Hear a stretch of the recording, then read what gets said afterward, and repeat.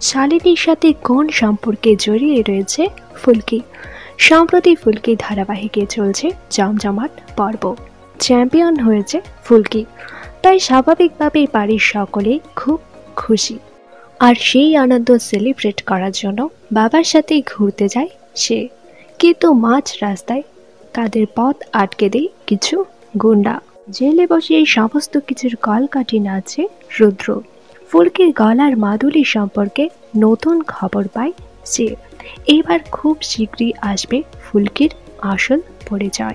আর এইখানেই জানা যাবে ফুলকির আসল জন্ম পরিচয়।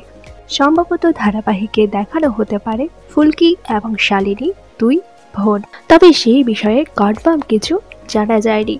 তবে এমনও হতে পারে শালিনী রৌদ্রের বোন, অর্থাৎ ভিলেনদের সাথে কোনো না কোনো রক্তের সম্পর্ক থাকতে পারে ফুলকির। তবে ফুলকিকে আপনারা শালিনী না রুদ্র কার বোন হিসেবে দেখতে চান তা নিচে অবশ্যই কমেন্ট করে জানান।